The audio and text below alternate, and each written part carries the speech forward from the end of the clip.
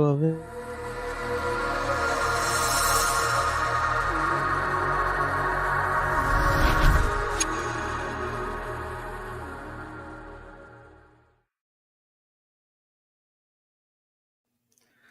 Sorry, Ted, but welcome everyone to the Star Stuff Podcast. My name is David.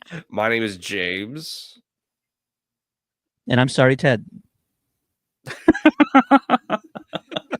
No, Well, Ted's on a tape delay there a little bit. Oh, I am? Yeah, what happened? You were good in the pre-show. Now you're all delayed. What happened? I think I don't know. I feel like I'm okay on mine. Okay, What's going on? We'll just keep it going. So Keep it yeah, rolling. today we're going to discuss some Easter eggs in episode 3 of Skeleton Crew, and I'm glad Ted is here from Countdown City to help us out. And he was just showing us some of his cool stuff he has in the background. And if you're watching us on YouTube, if you look at the background of both David and Ted's like background, there's so much going on, and it's really, really cool. And I noticed there's a face hugger on a David Stormtrooper head back there, and then Ted has a face hugger on his proton pack, which is the greatest sentence I've ever uttered in my entire life. So that's pretty cool. But yeah, so we also have nano gauntlets that we got from that's San Diego right. Comic-Con. Um, If Ted slightly moves his head, you can see his. There it is. And they're banks. They're like piggy banks. That's so cool. But they look very, very like articulate, but they're not. They look legit. Yeah. Yeah, they look really nice. That was one of the first things I think we bought. Well, We were hopefully really- next year I could join y'all at San Diego Comic-Con, which I think that's the plan. I think that's the plan for me to join y'all next year, because you just make you guys sold it so well and made me feel really sad. But I did have a great weekend that weekend. But anyways, back to Deadpool. So Skeleton Crew episode 3 Easter eggs. First off, I want to say, if you listen to our pre-show, Ted and I were like, I hope this episode 3 starts and it just goes. And it just went. And I was like, yes, this is great. This is what I wanted. And I'm really glad they really moved the story forward perfectly. And where it ended, I remember just going, oh, like where it, like that last line of the episode, I was like, oh man. So but there's so much going on in the show, and David was nice enough to help Ted and I along, and he did some research of some nice Easter eggs. So David, take it away. Let's see some. Go for it, Dave. Emphasis on some. Before we get started, we'd like to thank all of our top tier Patreon supporters out there: Darth A. Swum, Liam McCallan, Chris Simpson, Kevin Leininger, Deb McCaffrey, Drew Peters, Zach Netzel, Maya Morris, Makatao Tala, Adam Haber, Brad Mackey, Front Row King, and Darth Beard. And we have a brand new top tier patron out there. No way. Yes, and that patron's name is maybe one of the coolest names out there. Who? Maybe on the same level as Darth Beard. I'm about to say Darth Beard kind of holds that that trophy for me, but who is it? And it's like, so the thing with Patreon is, I mean, you just don't know who they are actually, but the person goes by the name of Indiana Solo. Oh my goodness. That is perfect. That is amazing. So yes, thank you, Indiana Solo, out there, for joining and becoming one of our top tier Patreon members. So thank you very much. Yes, thank you so much, Indiana Solo, for that. And of course, we're also working with Legion Sabers. Go to legionsabers.com, use the code STUFF at checkout, get 50% off. Spend over $300 and get a free lightsaber. And of course, Black Friday is past. I need to update this, but I love Black Friday so much I left it on there. Every Friday for me. Yeah, and of course, it was the 10th anniversary of The Force Awakens teaser trailer this last Black Friday, which makes me feel really old. Which makes me feel really old, and everyone's already getting excited for the 20th anniversary re-release of Revenge of the Sith. Even though we don't know what's going to happen, we're already excited that they're going to announce it, and you just know they will. They're not going to skip that opportunity. All right, without further ado, yes, let's talk about episode 3's Easter egg. So, James, do you have any idea about this episode title? Very interesting, as an astrogration problem. Well, I don't know, because in the planetarium, Kim, which is one of the best Star Wars creatures I've seen Right. in years, she did mention that, and I said, "What does it mean?" I don't know what it refers to, so please enlighten us. I don't know either. Oh, okay, here we go. So Ted has to be the one who brings So it yeah, home. Ted has the answer, but I believe you're correct. It's in reference to her tower that she in that surprisingly looks like from the outset looks like almost like a Dalek from Doctor Who, if you kind of Yes. compare the two, which is odd, but yeah, that's towards the endish of the episode. But I mean, Kim is such a kind of shocking character that we got, and of course, when you started the episode on Disney Plus, you saw the picture of Kim on the screen. So when you hear Jod Nanawood say, "I have a friend. She is good at maps and finding things." I mean, we probably, like we talked about a couple podcasts back, maybe theorize that maybe Jod Nanawood is actually friends with Maz Kanata, which would Yes. make a lot of sense. But of course, we saw the picture of the owl, and the owl was. I know we're calling it an owl, but it's not an owl. That character was in some of the marketing material, and when you see some of the posters, you see it in the background, so you figure it's gonna have some major resonance, possibly. So yeah, we got that character. The character's named Kim. We'll jump to that fact a little bit later. But in the beginning of the episode, you see this mural in one of the homes. I believe it's the home of Fern. Yeah. Is that Yes. correct? Yes, it's Fern's house. Right. So you have parents there at Fern's house, and you see this mural. So the first thing that jumped out to me was the Athorian, the hammerhead species, and then you also have the species of Neil's character, which we don't know exactly what a species it is. I mean, we thought maybe it was like what Max Rebo is, Nordalan or Nortolan, whatever you want to call it. I know I've heard people say it differently, but of course that's the beauty of Star Wars. You can say names different ways. But this really caught my eye. You can kind of see that circular pattern at the top. Symbols and those types of designs, A-specific designs, they always mean something in Star Wars. So, and these characters are kind of representative of all the main characters, I think, in the film or in the TV show.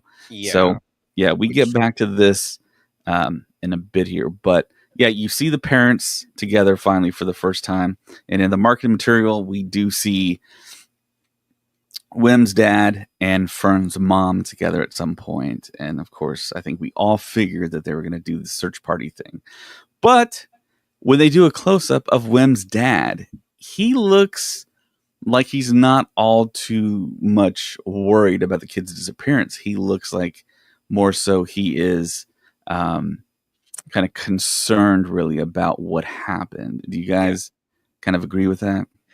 Well, yeah, because he saw the ship. It's almost like he's still in shock that that was there and that it lifted. You know what I mean? I think that image is still in his head, and he just, I guess, can't comprehend that because it feels like space travel. It almost feels like his whole life he's never seen a spaceship fly like that before, and that's in his brain. And the more the show goes, the more we start to figure out that Aten is this mysterious place. The more we're like, oh my goodness, this. Yeah, I think Ted said this is like The Village. You know, this is like M. Night Shyamalan's The Village, where they only know this way of life, and then when he sees something, he's just like, what is? And it's almost like he's second guessing everything that may have been taught to him his whole life. And that was my thinking. And then Fern's mother, she's just like, oh, they're gonna find them. It's fine. They're okay. Like, I don't even know what you're worried about. You know what I mean? Like she's like, they're gonna find them. It's fine. And that was really weird. That was really interesting. And the fact that on the mural is only the species we have seen Right. That's the is other like curious thing. okay, this is really weird. You know what I mean? Like, this planet is like, this is all that's here. Nobody else can come into our planet. This is the only species we Mhm. have on our planet. And I didn't catch it. I was just too busy, just like, oh, this is great. You know what I mean? Like just seeing the parents together. Like, oh, where's this plot gonna go? I didn't even look at the wall behind them. Ted, did you notice the wall when you first watched it? Immediately, I paused it and I rewound it This is because his picture, actually. Now. because we've seen other murals in other Star Wars shows, right? Ahsoka, we got it was at Ahsoka. We got the mural of the rebels. Oh yeah, from Rebels and Ahsoka. Yeah. Yeah. So anytime you see a mural, it's like, wait a minute, why is that here? I immediately was like, why is there a giant mural in their living room? Like it did not make a lick of sense. It looked Oh, like okay. a Jedi temple mural of like. So I was just like, why is this here? And going back to Wendell, I believe is his name, Wendell Wimsdad.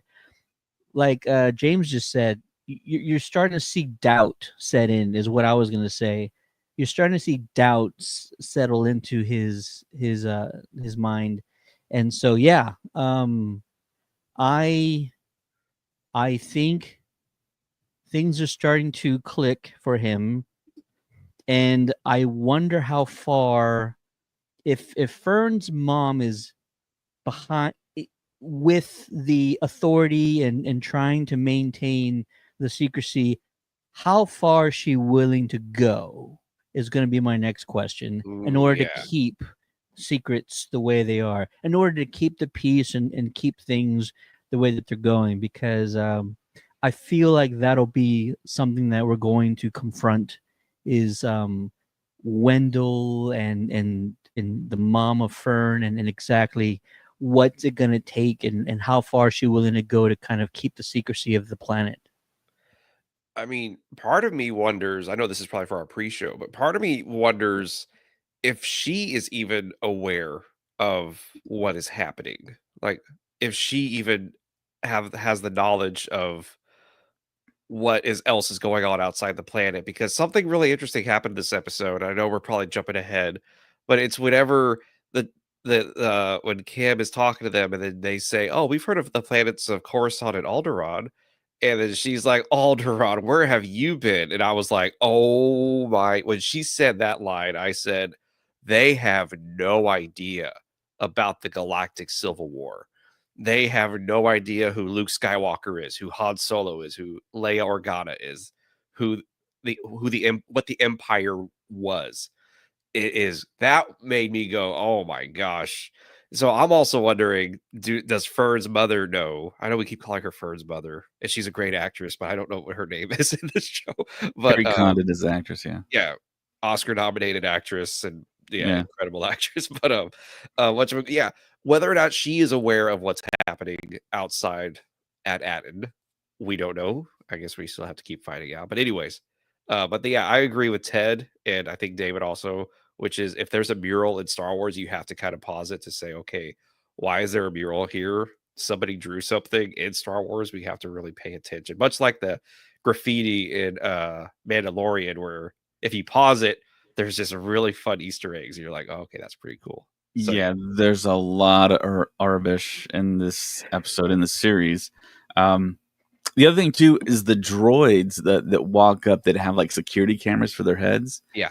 They are a color of like white, almost like stormtroopers in a Mhm. sense. Mm. So that's another thing that kind of hints at something. So the next thing is the breakout. We saw it at the end of episode 2, where Jod basically takes the using the Force. We think we do hear some music that's very synonymous with the Force.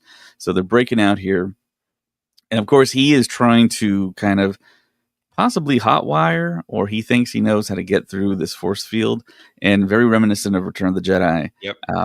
When Han Solo tries to hotwire the door on the base there, another I think I door got it. shuts. So this is the same kind of thing. It turns from, I believe, blue to red, Yep. like the screenshot here. So was he using the Force to distract the guards? I mean, that's the only thing that makes sense to me when he did that. So And I then, believe the answer to that is yes, because you do hear another Force theme when he does that. And I mean, yeah. it was like right on Like the timing was perfect. Yeah. So I'm more or less thinking now that Jod was possibly like a Padawan, but of course he never became like a Jedi Knight, never became a master, so he has Force knowledge. Wait. Are you telling me we're gonna get another Order 66 flashback with Jod as a young kid? I would love that. That would be awesome. I'm so for that. I feel like we've got like 12. He's going to be Master Skywalker. What do we do? He's going to be that kid. I've heard that. I've seen that theory, and I'm like, oh my goodness. Guys. It's Ted's theory. That's my Ted's theory. That's your I'm theory? betting 1 penny that it's going to happen. Yeah, no, I seriously do not want it to like be a thing. Although I had this conversation with somebody online, because they responded like, "Why do we need that?" And I said, "This is why, because there's only one thing I hold over Anakin's head. It's the fact that he went around killing a bunch of younglings in the Jedi Temple. Everything else he done can be redeemed, and now he's a Force ghost, so like he's been redeemed.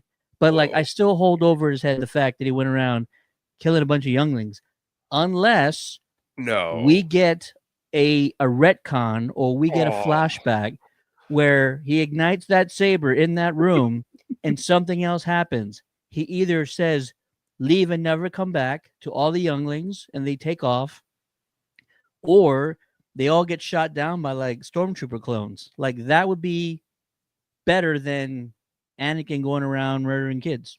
That's wild, Ted. That is the craziest thing I've heard. If that ends up, I mean, can you imagine how many people will be upset if that ends up becoming what happened? That he turned on the lightsaber, looked at the children, and then said, "Nah." And you know what I mean? Like it would be cool, but part of me wonders, like how what the fans would say if that was the actual story, if that's what really happened, because technically we don't really know. But then again, Obi-Wan does say, "I saw the video of him killing younglings."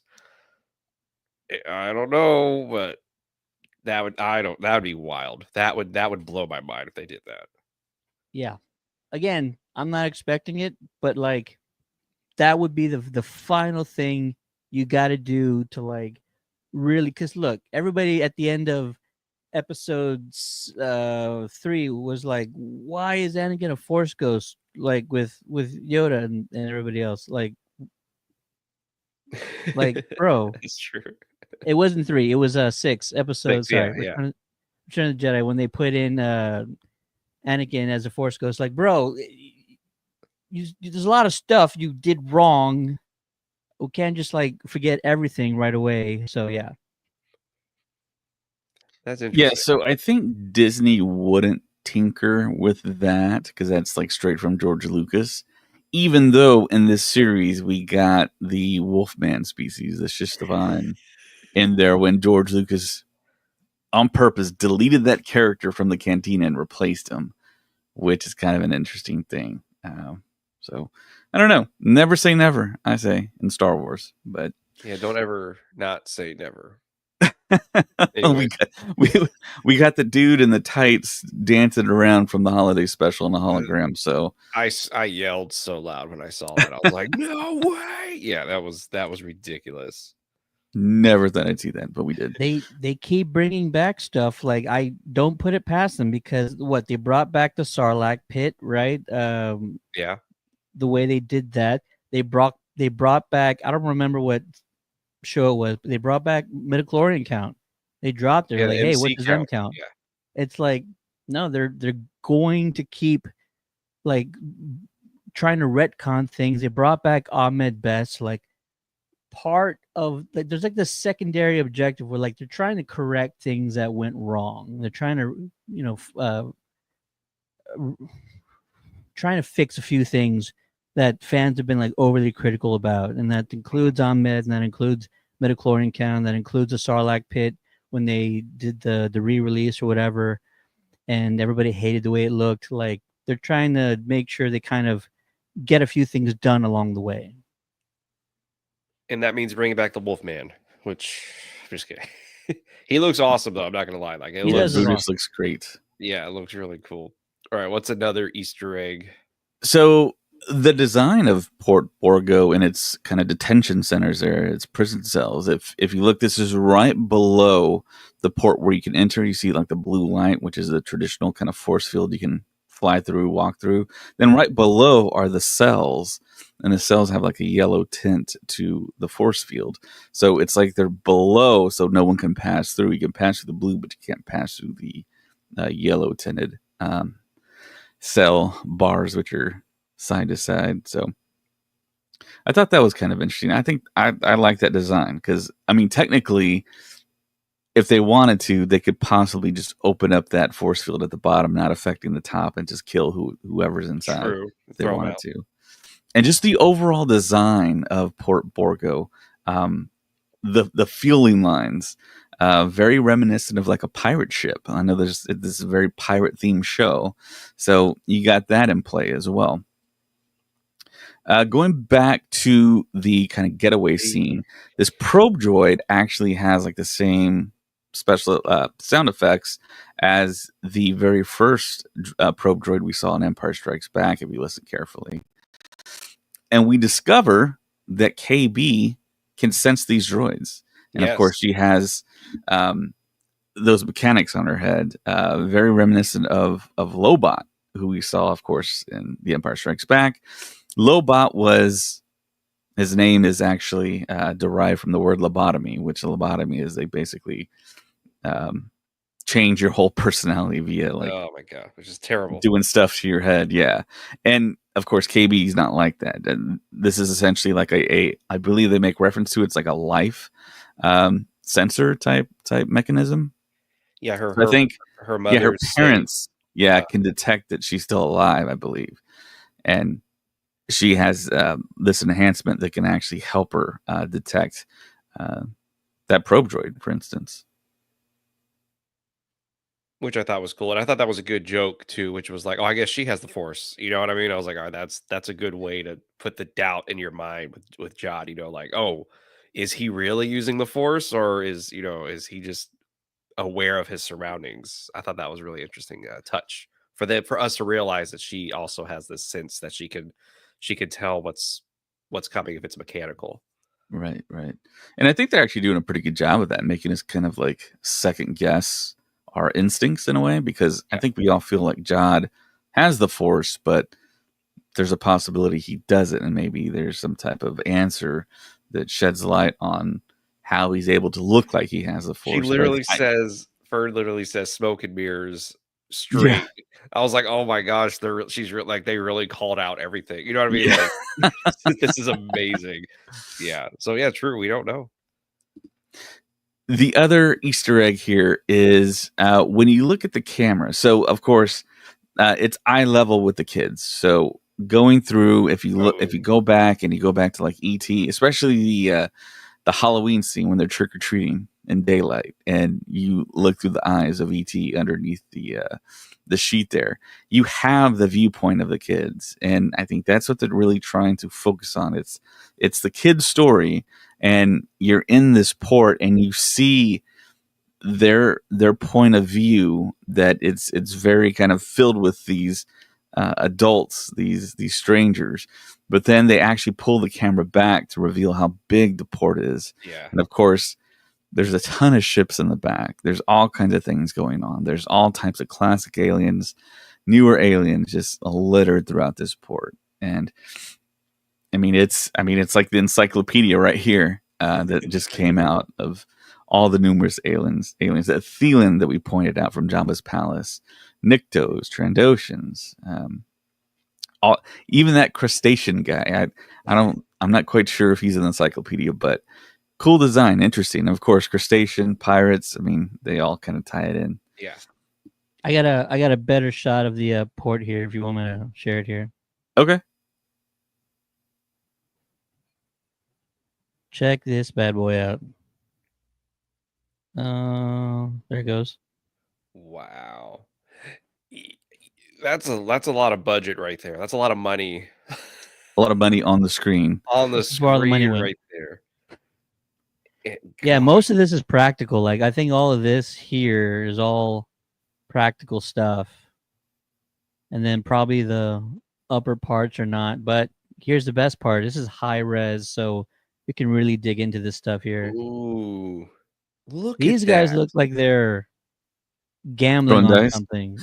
Yeah, throwing chance cubes. Are this was those like interesting. glass people? Like, what are those? I don't know. I don't know. But yeah, I like the Ahsoka color scheme going on Anakin's there. pod racer. Oh yeah. They probably took Wow. inspiration from that. If you're watching this on video, yeah, Ted has a high res picture that we're zooming in on right now. Yes, please, if you're listening right now, go over to Star Wars Stuff Podcast on YouTube and you'll fast forward to this time and you'll see what we're looking at right now, which is it's pretty impressive. And it looks like there's so much happening. Everybody's doing something. It's not just, extras just standing around or because that guy's sitting right there, but we're not gonna look at him. But it looks like everybody's doing something. And it's pretty impressive. Yeah, I do wonder how they accomplished this. Maybe it was a few elements kind of stitched together in the computer, because yeah, this is way bigger than what the volume can handle traditionally. Is that C3 right there? C3PO is in there. Looks like it. Is his leg silver? I like the booths, the food booths are the colors. Like that's the circular colors we're looking Yeah. at are the booths for people for food or for merchandise. You know, it almost feels like everything past the blue might be volume stuff, but I don't think the volume can handle something like this, though. Yeah, I think this is a few shots that they did and they're composited together Right. because this is massive. I don't know if a sound stage that could hold this set. Or just have a Or massive blue screen in the back. yeah. And there's people fighting up there at the top of the frame. You see those two guys fighting Yeah. right there. The dude's watching them. That's funny. And this guy's up here working on the the rail right there. I mean, there's just so much happening. Oh, that looks like engines, Yeah, it looks like the like a Y Tantive. wing. I was Kind gonna say it of. looks like the Tantive 4, like the back of the Tantive 4. Yeah, I was looking at the very tail end of the engines. Oh, okay, gotcha. But yeah, that almost looks like a Carillion Corvette. And I don't know if you found it, but somebody took a picture of one of the shuttles. It looks just like the original Millennium Falcon design. It's in The one that Colin Cantwell. Colin Cantwell designed. Yeah. Which I'm glad he's getting a lot of his stuff is getting brought back into Star Wars. Just like Andor, the Cantwell cruiser, which I was like, yes, thank you so much for doing that. Yes, so we have seen the Star Tours ship in Port Borgo. We've seen Hondo's ship. Good grief. In the port. Yeah, this looks, I mean, aesthetically, this looks so good. Like this show looks great. It looks better than Mando. And Mando looked pretty impressive. This show feels like it just took it to a whole other level with Star Wars. Now, I hate to bring this up, but this sort of looks reminiscent of the bombers in the opening sequence of The Last Jedi now. A little bit. They were more their tops were a lot thinner in The Last Jedi. But I like that. Is that the fuel? I would assume, and also kind of like the air traffic controller in a way. Oh, there you go. The air traffic controller. I love it. I'm gonna need Colin to look in here for anything to decode or decipher. The thing I think that catches our attention is the white and blue material there. Yeah. Skins of something for sure. Yeah. Definitely. That's crazy. It just looks amazing. People gambling everywhere. Wow. Sorry, we're just staring at this picture. Like I said, if you're watching us on Instagram or on YouTube, you understand. But yeah, That's gonna be my screensaver from now on. All right, what else? What else we got? What else we got, David? All right. So the next thing I want to talk about here is Fern. She is not quite so sure about she's still not quite sure about Jod Nanawood, and she poses I believe a bit of dialogue is in reference to something Carrie Fisher actually said as Princess Leia all the way back in the original trilogy, and they made a nice little reference here. And she just constantly doesn't think that Jod is a Jedi or trustworthy. So, I mean, this plays throughout the whole thing, all throughout this episode. Still, they convince Jod. They make it to the ship, the Onyx Cinder, and they convince Jod that SM-33 needs to be rescued. And they tell him that, hey, look, he rescued us. He helped us. We owe it to SM-33 to be also, he is kind of part of the ship as well. He knows the ship. So he kind of reluctantly kind of agrees to go back and help SM-33 out, which brings us to the area where he knew where the droids were being kept. And you can see here the screenshot with it's kind of in the shadow a little bit, but original the B-1 battle droid that we saw all the way back in the Phantom Menace. And I always think when you see something from the prequels after the original trilogy, it's like, man, if they made special editions, could they add this type of stuff in the original trilogy? Oh my goodness, that'd be ridiculous. If they do like some type of like revision to it. But yeah, we get to see this droid automatically falls apart when Jod turns him on. And I think the droid says, "Did we win?" Yeah, which is a great Easter egg, because in Rebels, whenever they turn on the battle droids again for one of those, there's a really great arc in the Rebels where they have to unite with the battle droids to defeat the Empire. When they turn on the battle droids, they all start going, and then one of them goes, "Did we win?" And it was really funny. And yeah, I thought that was great. I thought that was a great little touch they put here for Skeleton Crew. Also, we get to see this droid, which the first time we saw it was all the way back in the original Star Wars, A New Hope. And immediately, once it was turned on, we must help the prince. It just kept on repeating that. And you're like, who? It's like, what story are we talking about here? It's like, is this going to be like a story for another time? Is this going to be a reference like down the road? Oh. I mean, are we ever going to find out exactly? And of course, this droid right here, we saw him for the first time in the Sandcrawler and in A New Hope. And I always wanted this droid to like pop up more because the face design is so unique. It's creepy. But of course, say what? It's creepy. It's a creepy face because it's like a humanoid. Yeah, face. I know. I mean, it's different. It's unique. I would kind of like to see like more interaction with this type of droid. Probably something I would do if I was in control there. But the big kind of shocker here, which kind of caught everyone off by surprise, was the fact that this Ishi Tib that encounters Jod and kind of plays it really coy is voiced by Alfred Molina. The great, aka Dr. Octopus. The great Alfred Molina.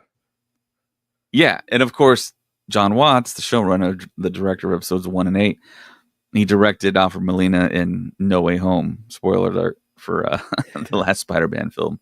But yeah, he's there. I could not tell it was him at all until you see the credits and everyone's freaking out over Twitter about this cameo here. His voice sounded familiar, and his voice sounded really good, and I just could not place who it was. I was like, who is this? It's a great voice. Sounds like a pirate, which is pretty cool. I think Jeffrey Rush set the bar high with Pirates of the Caribbean. I don't care how everybody's like, Johnny Depp was the better. Like, no, Jeffrey Rush, I felt, was the better pirate in all those movies. But you hear him, and I'm like, man, this guy sounds like a pirate. This is great. And then you find out it's Alfred Molina. It's like, oh, of course. You know, like once you find out who it is, you're like, of course it's Alfred Molina. Like, so good. So great. And apparently he was really happy just to do that, that little part. That's awesome. I wonder if he's ever going to be an actual just on-screen face actor in Star Wars. I wonder if that opportunity will ever pop up for him. But yeah, he joins a long list of big stars to actually do something like this. I always think of Daniel Craig as being as the stormtrooper that was, I guess not torturing Ray, but right next to Ray and on Standing that guard. table.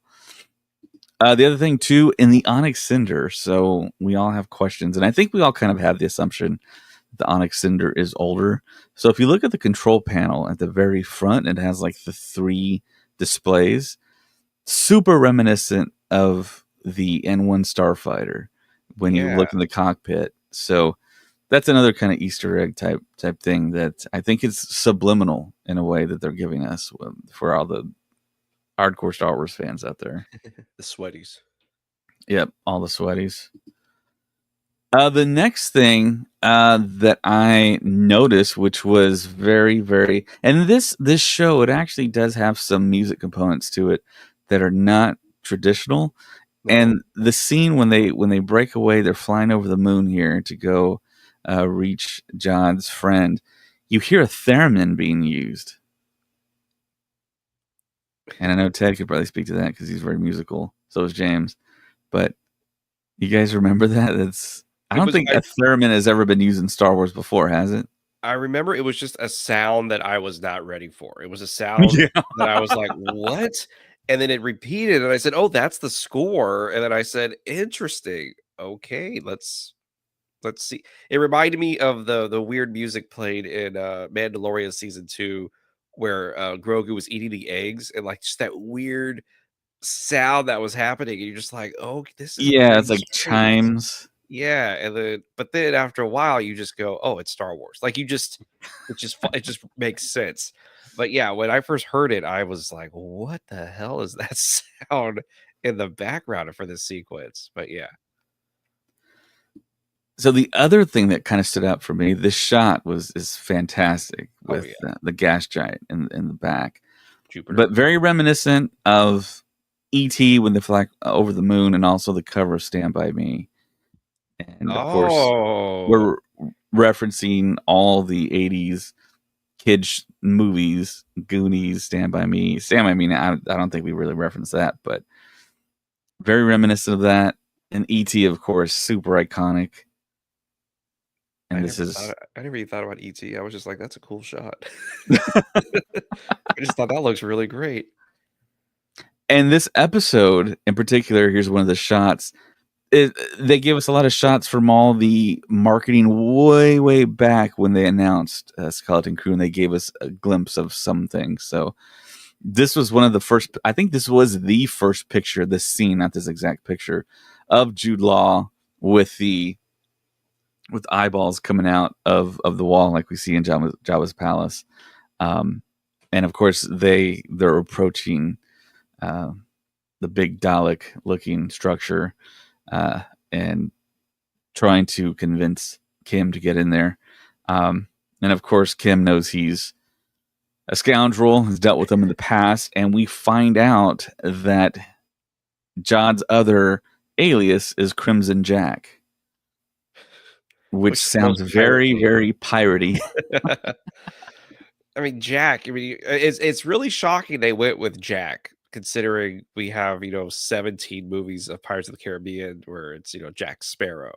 So, but Crimson Jack sounds great. You hear it, you're like, that's a pirate. That's a guy who's a pirate. So it's interesting because Crimson Jack, I mean, it feels like it's one of those names that we've heard before, like you said. And it's fitting. But the very first Star Wars comic book that was released, and I actually have a copy of it, but it's all kind of messed up. The cover and the back is torn off. But who knows who did it in my family. But we got it all the way back in 1977. And this comic book actually has a character in it called Crimson Jack. No way. Yes, way. And there was a comic book run that happened for that was specifically aimed towards the Halcyon. And there's a character in there named Crimson Jack. He's a redhead, has a red beard, looks nothing like Jude Law. So the theory might be Crimson Jack is very much like what we've seen with like Dread Pirate Roberts. Like someone just takes up the mantle of that person instead of the name actually being a specific character. Wow. Okay, yeah, very. So Princess that's a Bride. possibility. Yeah. But yes, we have seen Crimson Jack before in other media, especially the I comic like books. that. I like that theory that it's not the one person; it's a name that just Yeah, somebody picks up the that name. And passes down. Yeah. yeah. And this picture right here. Now we talked about a lot of Orabesh in here, and the fact that Kim rolls this out, and it's almost like an old. It's like it's a scroll, Yeah. and it looks like it's paper. And the only other time we've really seen paper is the big time that we've seen paper is in The Last Jedi with the books. But I think the paper in Star Wars signifies that this is an old thing. It's ancient. It's an old document, and of course, you do see something that looks kind of similar to that mural that we talked about at the beginning of the podcast. You see people, you see that kind of circle, that insignia, special insignia there. You see a lot of Orabesh around this circular pattern, and you see 9 planets. And Kim talks about how they were jewels of the Old Republic, and they contained special, I guess, to kind of paraphrase, they are very special because of their contents. And of course, now it seems like At-Aten was special for its wealth. And if you take the Orabesh and translate it all, which a lot of people have already, there's really nothing specifically of like significance that jumps out that we really haven't thought about in prior episodes of the podcast. So it appears that At-Aten was the only planet that survived an attack or something. And of course, it's hidden now. And it appears to be something of like a Fort Knox. Like it holds money for whoever has it in control. So, and that dates back all the way to the Old Republic, obviously, because the credits and then the scroll. So that's what we're kind of getting at here, is that this place is, of course, we've all kind of got the breadcrumbs, and they've kind of told us straightforward in the storytelling that it's secret, that it references actually the Great Work in here.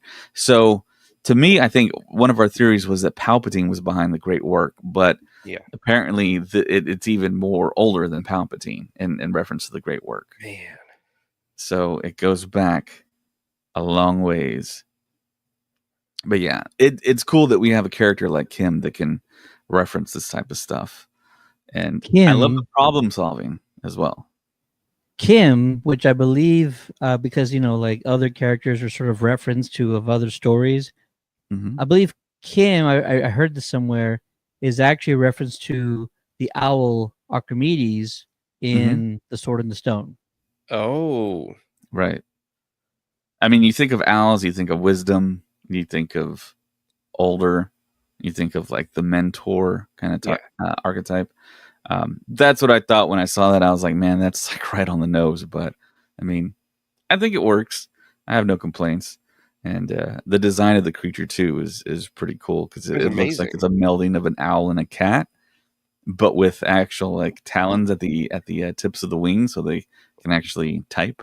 Were you expecting her? I mean, because you hear the voice, and then when they go in, were you expecting that creature, or were you expecting a person whenever she walked? Well, yeah, I was expecting that creature because, like I said at the beginning of the podcast, in Disney Plus, the tile shows Kim, the owl. Oh yeah, and I was like, okay, well, we're gonna get the owl episode finally. Okay, and it worked. It worked. And then what was interesting is when they're leaving, she says to what's her name?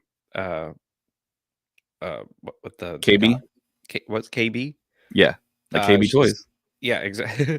She tells her, if you ever need any help, you can reach out to me. And right. It was like, well, what do you mean? Like, how is she the only one who could communicate with Kim?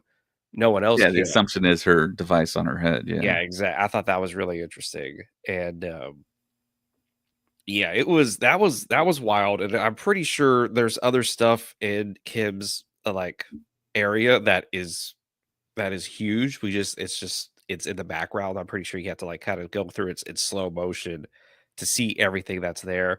And like I said at the beginning, where they mentioned Alderaan and Coruscant, and she's like, "Alderaan, where have you been this whole time?" And you're like, "Uh oh." Yeah, there's a scene right here Yeah, where she basically tells them that you know nothing of the war. yeah. You missed everything. Yeah. Like they probably don't even know about the Clone Wars. You know what I mean? Like they probably don't even know about anything. This planet has just been kind of hidden from everybody. And I feel like that mystery is very intriguing of what they're gonna do with it. If I really hope we get to the bottom of it. But it's just really intriguing what is happening with these kids. Yeah, and it's the supervisor character that they reference that we don't know what that supervisor is. Is it a droid? Is it possibly a Sith? Because I mean, if everything dates back to the Old Republic during the times of the Jedi and Sith wars, where there were many Sith, I mean, was it Sith controlled? Was it kind of just, um, I don't know, just really? I mean, we've talked about it being like a prison planet. Mhm. It is a prison planet, but then again, the people are free on the planet, but they're told never to cross the barrier. They They're can't free. cross it, or they're not supposed to. Yeah. So, which has many references to stuff here on Earth, but Here? I'm sorry. Never mind. America? Is that what you said? I'm just kidding. you can leave America. They don't say you can't leave Oh, America. yeah, totally. Yeah, we're gonna leave for Japan. We're gonna leave for Japan. So, yeah, the design of Kim, of course, she has that head wrap that's like electronics, like KB, like Lobot. So that's the assumption that they can communicate. KB and Kim can talk to each other, and I guess they just got to sync up their coordinates there and have a link between the two. So this episode was only about 30 minutes long, guys. It was very, very short, Yeah. unfortunately, and it ends pretty abruptly.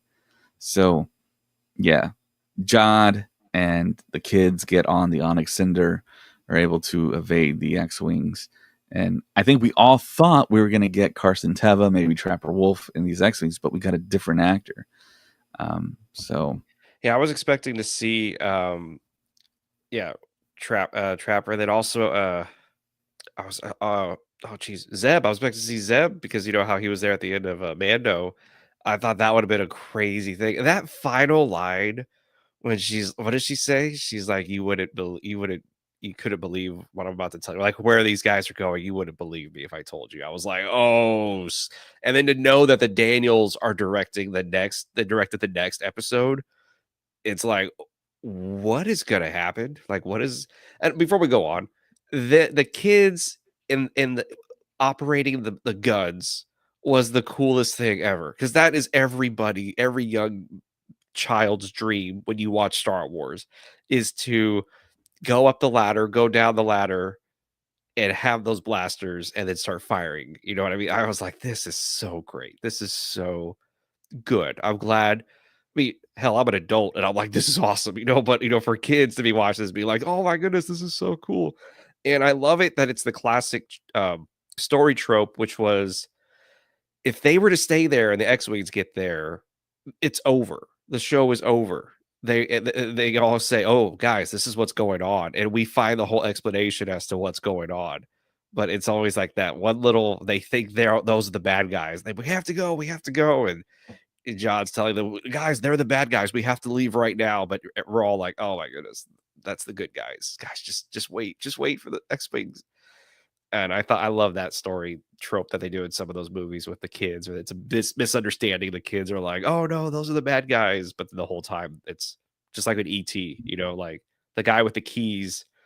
The whole time you think is the villain, but in the end, he was the only one who like really knew what the children were talking about. So yeah, and did you guys notice what squadron they are? no, what was it? Blue Squadron. They had Oh, blue paint job, we haven't which seen Blue was Squadron since Rogue One, yeah, so they brought it back. That's cool. I like yep. that touch. Yep. Originally, George Lucas wanted blue X-wings, but couldn't do it because he had blue screen. It would just disappear. So couldn't do it. Had to change it to red. And of course, R2 appears to be black. His panels appear to be black instead of blue in Return of the Jedi. So, is there anything anything else that we missed that you guys want to bring up here before we go? You know, I know they keep.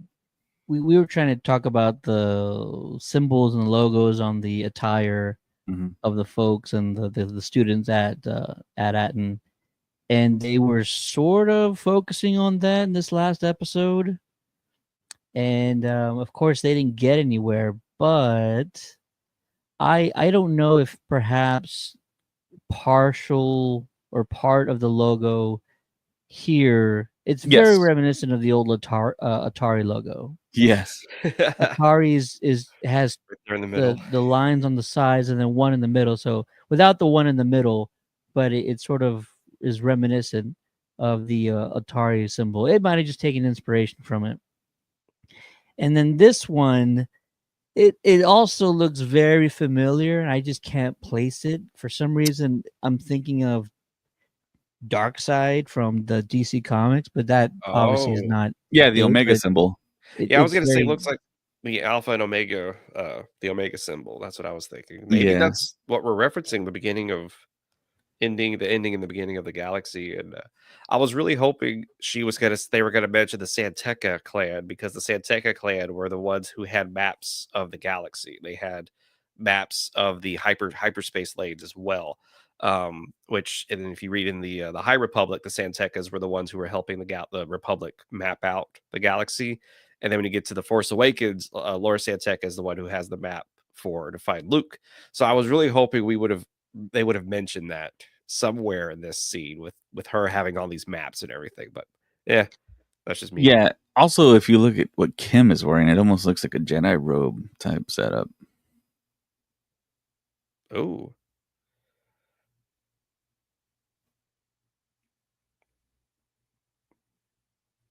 I didn't even think But yeah, about to me, that Omega looking symbol, I've heard theories that some people think it's more like the balance for like law and like justice, kind of what we have here on Earth with the woman with the blindfold holding up the scale,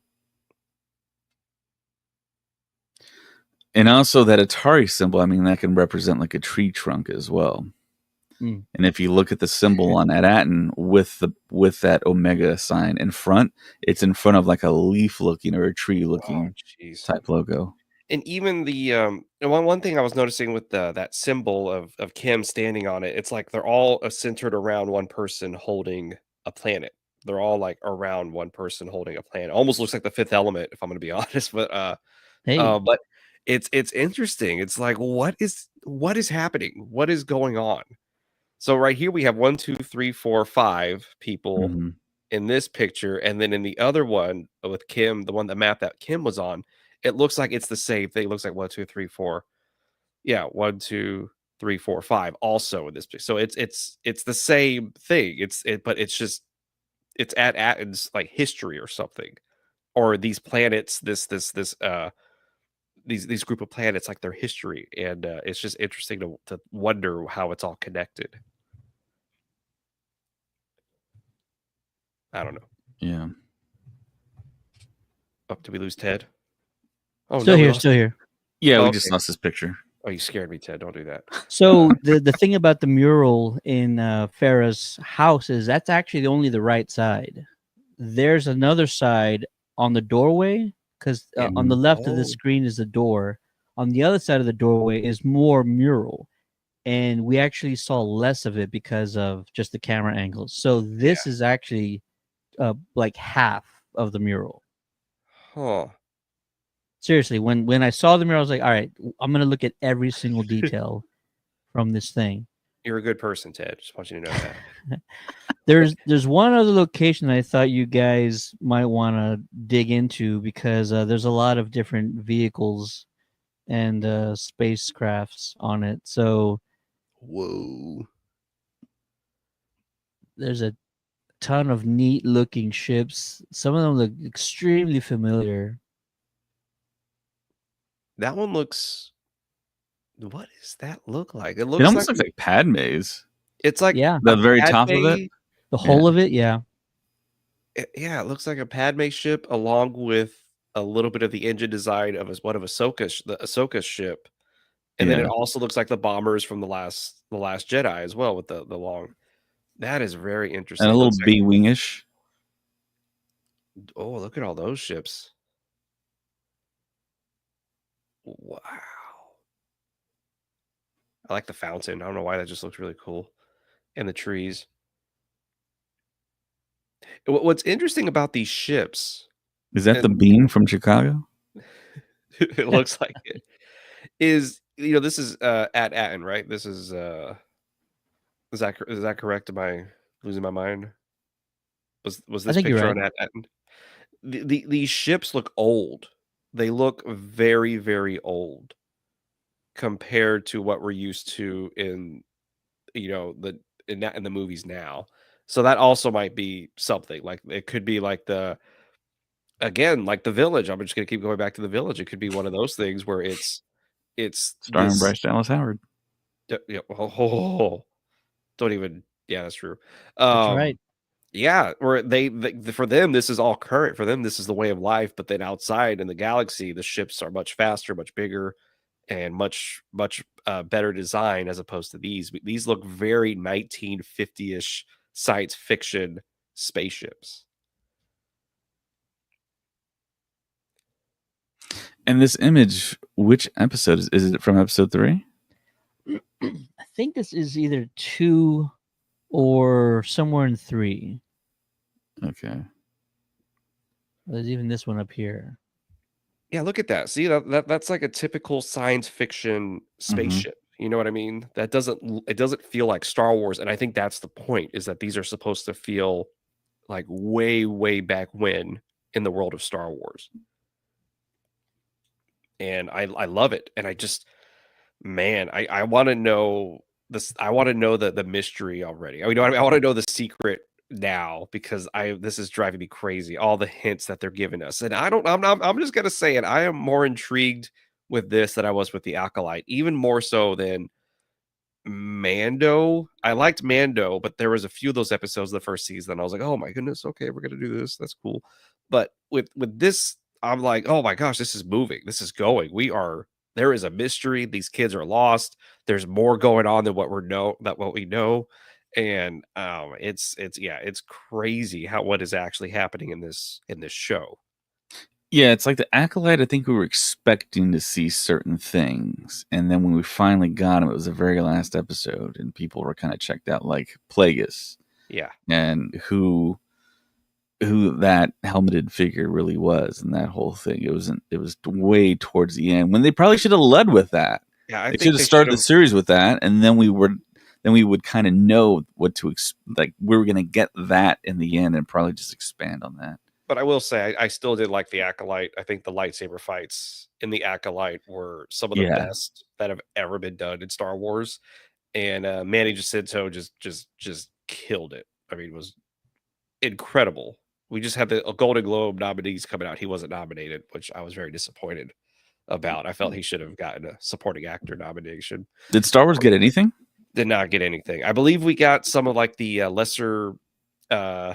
No, we didn't. We didn't get any. We No what am I special saying? What the hell am I effects. talking about? Yeah, we didn't. They didn't get anything. We're a part of Star Wars here, everybody. Just in case you didn't know, we are a part of it.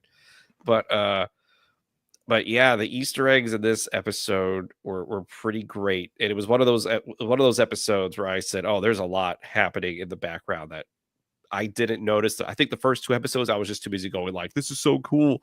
This episode I was like, "Oh, whoa, there's stuff. We have to pay attention to this." But did I ever tell you my idea I had for a little area at Disneyland called Galaxy's Edge? Did I ever tell you this idea that I had? No. So I told somebody there, I said, what would be really cool is if they painted a giant mural on one of the walls there, and you painted stuff from episode 1, episode 2, episode 3, the Clone Wars, 4, 5, and 6, and 7. And throughout the day you have a performer go out there and he picks one of those pictures and he tells the story of that. He'll be like, "This is the story of how Luke, Han, and Leia escaped Darth Vader from the planet Hoth," and then he talks about it that way, as if it's like these legends have been passed on from generation to generation. So that was my idea, and I said, "I think that'd be really cool." They were like, "It's not going to work." And I said, "Okay, that's fine." But then again, I was just a lonely employee. But anytime I see a mural, I always think about that idea. Like, man, they should have done that. They should have Man, listened. that would so work. I mean, you just pay someone to memorize those stories a certain way, and then just Pay have me them. to. I know all the story. You know what I mean? I remember one time a guest was asking me a question and I was answering them like, "No, actually, it was this." He goes, "Are you sure?" I was like, "Yeah, it was." And he But goes, see, did they teach you this?" I said, "Nope." in Galaxy's Edge, though, you got to deliver it in character as well. So you Exactly. got to be careful But how you say it. I think that would be great. I think that'd be so cool to do. But so yeah, anytime I see a mural in Star Wars or art in Star Wars, I'm always like paying attention. Then I always think, man, if only they would do that at Galaxy's Edge, it'd be pretty cool. But who knows? Anyways, you heard it here, everybody. So go ahead and steal my idea, Disney. I don't care. So there was somebody, I don't know if you guys saw this, but somebody online was claiming that Hondo Onaka ship was spotted in this Yes. last episode. I'm not sure if it's his last episode or which episode, but yeah, his ship is definitely spotted at Port Borgo. Mm. But we don't know exactly if that's the exact ship that Hondo is using. Yeah, because they threw the Millennium Falcon there in Revenge of the Sith, and I don't think that was really the Millennium Falcon, but Yeah. yeah, I have a feeling we're never gonna know all the Easter eggs from the port. I think there because there's so much. Even Ted zooming in on that picture, we were like, "Oh my gosh, there's still other things we never even noticed in that picture." I'm pretty sure we have to go back and watch it, and we'd probably see way, way more things. Somebody even claimed Ahsoka was there. Like somebody looked like Ahsoka walking near the kids, and it was like that can't be her. Yeah. Maybe it is. You know what I mean? Like we don't know. It's just crazy to think about. And I love the fact when they're trying to leave, they're held on by the fuel line, which is Mhm. like the pirates try to leave, but their rope is still attached to the dock, and they have to try to get the rope off without being caught. I was like, this is so cool, man. Like this is legitimately a pirate story in Star Wars, and it Yep. works, and it's perfect. It's a swashbuckling adventure. And then, yeah, you have the whistling from the Pirates of the Caribbean ride on there as well. I think that David Collins put in there. Nice. Confirmed. Yeah. I love it. And I also love, I know they talked about the first episode, but the ding of the kids walking out of the bus, on the first episode is just the da-da-da-da-da from Star Yeah, Tours. from Star Tours, yeah. And the sound designer was like, they wanted a chime, and he goes, I kept messing with it, and then before I realized it, I was just doing them, da-da-dum, and I was like, that we got to use it because Gosh. it's so great.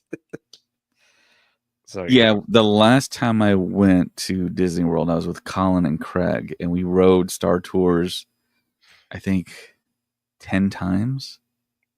And yeah, that tone is like drilled into my head now. It's a great ride. I went And with it's so awesome when there's no line too, man. You just Yes. go in and out, in and out, in and out. Yeah. There was my wife's younger sister was in town, and it was like the last day she was going to be there, and it was just her and I because my wife had to go home to go to work. So she was like, "This is my last day here at Disney. Let's just do all the rides, as many as we can before they close." And we did Star Tours like 6 times in a row. We got off of it and went right back on. Got off and went right back. And then there was even one time they were like, "You guys could just stay here." Oh wow, that's we were awesome! like, I haven't got that before. Cool. And then we did Pirates of the Caribbean, same thing, 6 or 7 times. Wow. And again, they were just like, "You guys can just stay. We'll start it again for you." And I was like, "Cool, this is great." And so That is awesome. that That is tone, so good. that Star Tours tone is like it's just like dum, dum, dum, dum. It's just ingrained in my head, and it's so soothing. It's so great. Yep. And they also included the RX droid in Yep. Skeleton Crew as the bus driver with all the guns. Yeah. When I saw him, I was like, "That's perfect. That's exactly what you do. That's exactly who would be driving this bus. Like, this is fantastic." So, yeah, I'm excited, and we'll be back on Tuesday for the pre-show, talking much like we're talking now. But yeah, we're gonna be really hyped because the Daniels, in case you don't know, they wrote and directed Everything Everywhere All at Once, which swept the Oscars a couple of years ago. They won Best Original Screenplay, I believe, Best Director, and Best Picture. And they are Star Wars fans also. And it was one of those things when I was watching Everything Ever All at Once, I remember thinking in my head, man, I wonder what would happen if they did a Star Wars movie. We're about to find out, and I think it's going to be something really cool. What do y'all think? Which begs a question: is what is in this next episode that like requires their level of Right? expertise and storytelling? Is it going to be a very lore filled episode? Because I think you could do that where like we'll see flashbacks, we'll get reveals, or is it going to be some sort of like really complex action sequence that we'll see in this next episode? I think we've all discussed like now. I don't think we've seen anything in the trailers from like this point forward. And I also remember, I don't remember where I heard it, but episode 4 is a really big. There's a big sort of turn in this next episode, and Yeah, 4 or 5.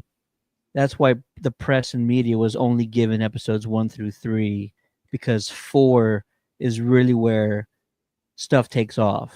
Yeah, And I they was going wanted to say, everybody to experience this at the same time. Well, Yes. that's not 100% true, Ted. Most people have only seen the 3 episodes. There were a select few people who got 4 episodes. I don't know Interesting. why they did that. Maybe I they did not like hear held that. back. Maybe that same kind of reasoning that you just presented was why they like the rest of the world only got 3 episodes up front. So maybe that's the case. But I think 5 as well. Episode 5 is a big one. And I think that might be Bryce's episode. I have a feeling story-wise, 4, because 4 is halfway through, because then we only have 4 more left and the show is over. I think in this episode, we will see, because I think we still need to see the giant creature tentacle. We need to see the big treasure room. crustacean, yes. We need to see the treasure room. And that's from Phil Tippett, I believe. Yes. Stop motion. Yes, which is amazing. I'm so glad Phil Tippett is they still go to him because he's the master of all. I have a feeling story-wise, 4 is where we find out the plot of this is what our story is really about. Yeah, they're trying to get home, but this is now the main focus for these kids and for John. And then 5, our mind's going to be blown. But 4, I think, is a very pivotal point within the story to get us going forward to the next last episodes.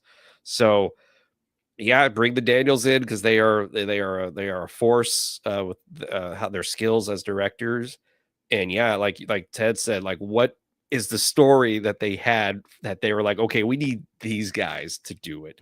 And then not only that, we need to follow it up with Bryce Dallas Howard because the story is just going to get bigger and bigger. And Bryce Dallas Howard is no joke as a director. You know what I mean? So her coming in is a huge thing. So keep in mind, though, that the Daniels were brought on before Everything All at Once dropped. True. But they had already made it? They'd already... Well, not to the level of that movie, but I mean, John Watts and Christopher Ford saw their talent, and that's why he brought them on. And they shot this before. I think they even shot that film. Whoa, are you serious? They shot their episodes Skeleton Crew is very old. It's 2 years old. That is wild. I think they saw like an early cut of Everything Ever All at Once, if I'm going to be honest. Or they read the script and they're like, all right, these guys know what's up. Yeah. And that's why we got a trailer in London because it was ready to go. But I'm glad they held all it. Kinds of world events happened. Because I don't know. It just seems perfect right now to watch for the Christmas holiday. You know what I mean? It's weird, but I'm like, yeah, feels great. Feels like a family adventure. So, but yeah, I'm excited for this Tuesday. And we'll be, like I said, we're going to be on for the pre-show. Hopefully, Ted, you can join us with your face hugger in the back on the Proton Pack. Oh, that rhymes. It'll be cutting it close because Tuesday we're also watching Sonic 3 with our fans, our followers. Oh, that's right. So I might miss the pre-show, unfortunately. Might. But you could jump on for an Easter egg episode like this, so that'd be great. And we thank you, Absolutely. Ted, for joining us. Awesome. It's always awesome talking to you. It was great seeing you in San Antonio a couple of months ago already. Good grief. I can't believe it's already been, geez. Feels Yeah, like, our feels like forever influences, ago. and you can see the Star Wars Stuff podcast influence on Ted there. He's got a Vader helmet. He's got a Grogu picture. Yep. But I'm more focused on the Ecto one that he has right there next to Vader. That's so for me growing up, it was Star Wars, Batman 1989, and a lot of Ghostbusters. Like that was my childhood for a very long time. And then Lion King, Jurassic Park. But for a while there, it was just those movies. So every time I see Ghostbusters stuff, I'm like, oh, that's really cool. Anyways.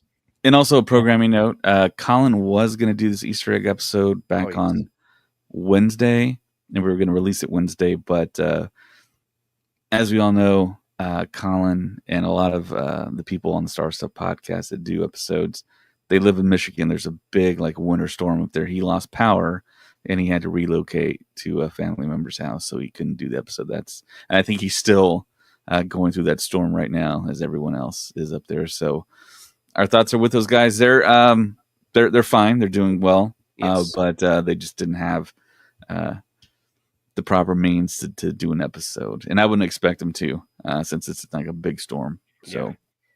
and we're over here in Texas. It's like 77 degrees. It was 47 degrees this morning when I went out to get some pastries. That's awesome. It was cold this morning too, but then it's like no. I'm in a t-shirt and shorts right now with fans on. With my Star Wars, got my Old Navy Star Wars shirt on right now. And I love it. So yeah. So if you're watching, listening, let us know what Easter eggs we missed. Yes, please. I'm pretty sure we missed a few because there's a lot of stuff on screen, a lot of stuff that is probably a reference to something that we just missed. But let us know. You can contact us via Facebook at Star Wars Stuff Podcast. We have a group and a page. We're on Instagram at SW Stuff Podcast, Twitter at Stuff Pod. You can support us on Patreon. Thank you to Indiana Solo for joining up. Best name ever. We're on TikTok, and of course. Yeah. And of course, Star Wars Stuff Podcast at gmail.com if you want to contact us there, or on Spotify if you want to drop a comment there. We've seen some of the comments on there. Some are really good, some are really entertaining. So, and also, leave a review on Spotify and Apple Podcasts. And I think that is pretty much it. And for Ted and for James, my name is David, and may the Force be with you. Always.